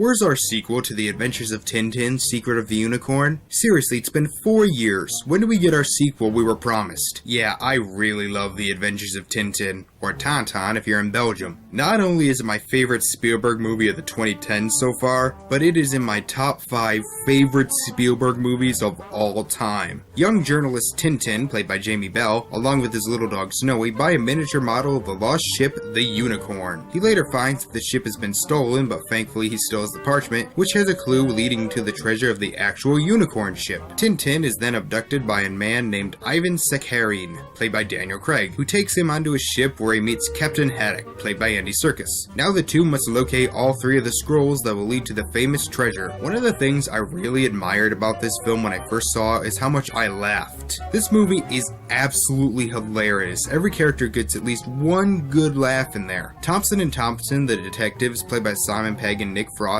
who are more of a subplot, are probably 2 of the best parts of the movie just on comedy alone. I'm a big fan of British dialogue humor when it's done right, so this movie is right up my alley. I also like the characters. Tintin, while not exactly the most interesting protagonist, is very charming and does have the hint of elegance to him. Snowy is freaking adorable. Haddock, while sometimes a little annoying, is pretty funny and does get some badass moments. I really love the adventure element. I've always been a big fan of the find these 3 things so we can find one really big thing story. Honestly, the one who completely owns this movie is Spielberg himself. This movie looks amazing. Complete stop-motion animated films were always tricky. I really like the Polar Express, but even I will admit the humans look a little off. But I think what makes it work here is that it isn't trying to make the characters look 100% realistic. They look like they do in the comics, so the uncanny valley isn't as big. The action scenes in this movie are phenomenal, and there are a lot of them. Easily my favorite is the motorcycle chase through Morocco, which is one continuous take that lasts for about 3 minutes, and it was outstanding. I'll have those, thank you! Go soon! Incoming Falcon at 4 o'clock!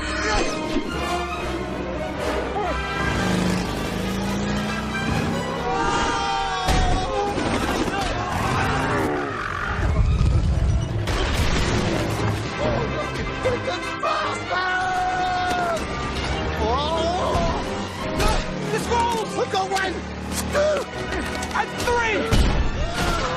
I miss seeing this movie in the theaters, and damn do I regret it. Also, there's some really cool transitions done in the movie, especially when Haddock is recounting the sinking of the unicorn. This is a film that embraces the animation format. If I have any complaints, it's that even though it's supposed to be a family movie, I think kids would actually be a little bored by it, and possibly even scared in a few scenes. The humor is much more adult, but when it does try to go for more kid jokes, it feels a bit out of place.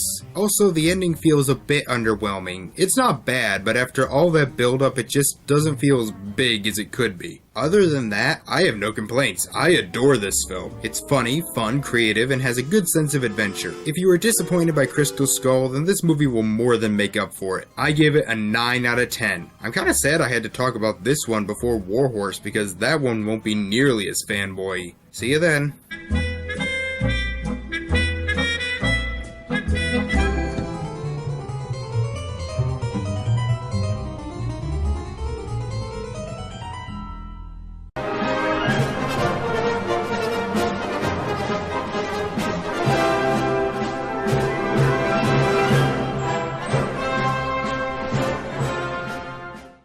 Alright, so Spielberg made his fun, lighthearted blockbuster, now we can just sit back and make an Oscar movie. I do actually like War Horse. It isn't an amazing film, but I liked it quite a bit. In 1912, a boy named Albert Narikoff, played by Jeremy Irving, watches a young horse every day as both of them grow up. Later, his father buys the horse, named Joey, for his plowing, but he isn't very good. This doesn't stop Albert from training him though, but when World War I comes along, Albert's father sells Joey to the army in order to get some money after a downpour destroyed their crops. The army officials say he will look after the horse, and the rest of the movie is watching this horse travel across the land trying to get back to Albert. Along the way, meeting several different people who are in some way affected by him. It's a simple plot, but it works. What really carries it is the relationship between Albert and Joey. The bond between them is so strong that I honestly wanted Joey to get back home.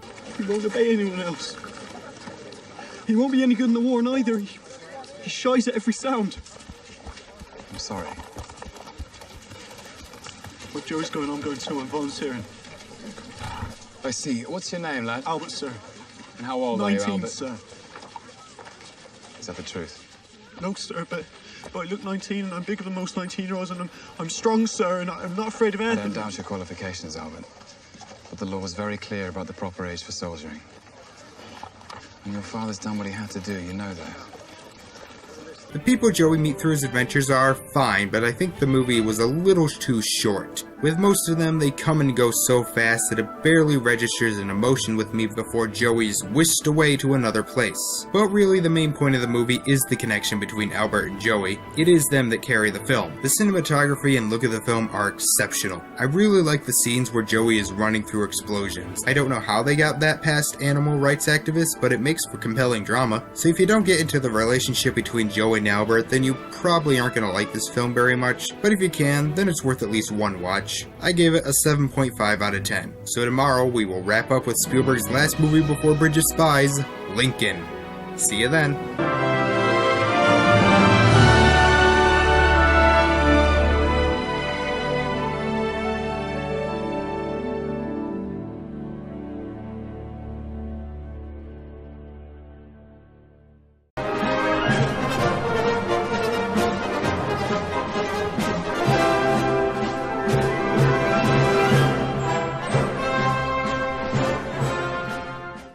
Let's finish up Spielberg month with his last film before Bridge of Spies, Lincoln. I've already talked about this movie before on my top 10 favorite movies of 2012, where it came in at number 5, and while it has moved down a spot after I saw Argo, I still think the movie is really, really good. Although as I look back, I have to ask, why is it called Lincoln? Yeah, the movie focuses on him, but that's kind of broad. I thought this was gonna be like a biopic on his life, but it's actually just focusing on the passing of the 13th Amendment. In 1865, the North is on its way to winning the Civil War. President Abraham Lincoln, played by Daniel Day-Lewis, is hoping to pass the 13th Amendment before the Southern states are returned, since they likely won't pass it. In order to get it passed, he will need the support of all the Republicans in Congress, as well as several Democrats. Seriously, those guys could never get along, could they? And so the movie is about Lincoln using all his power of words to get the 13th Amendment passed. Is it sad that even though I know that the law was passed, that I was still on the edge of my seat when they were counting the votes? The movie is very good at that. It gets me invested even though I know what's going to happen. And it's weird because the movie should bore me to tears. There's no action, like,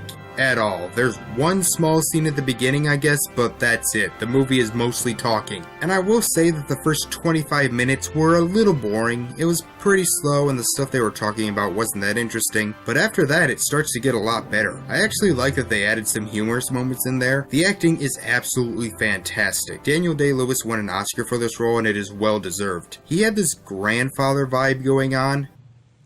That's a rule of mathematical reasoning. It's true because it works.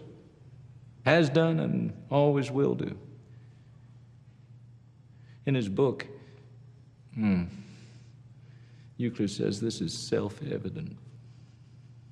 But I like that they didn't show him as perfect. There is a point where Lincoln does snap at his son, and it is clear that he is worried throughout most of the film. It shows that no one is perfect, even those we have built up as perfect. The makeup and set designs are also just fantastic. Throughout the whole film, I had no doubts that they were in the 19th century. And the ending was emotional without being overly dramatic. It fit the film very well. Lincoln may not be for everyone, as it is a very dialogue-heavy movie, but I think it's great, and give an 8.5 out of 10. So I hope you enjoyed looking over all these Spielberg movies with me. It certainly has been an interesting experiment for me. I haven't seen Bridge of Spies yet. In fact, when I'm recording this, it hasn't even been released yet. But I hope it's good, because I do think Spielberg deserves to be regarded as one of the greatest directors of all time. Most of his films are good, some of them are perfect, and he has a nice variety. He's done action, adventure, comedy, sci-fi, drama, horror, and several others, and I can't wait to see what he brings in the future. So see you next time.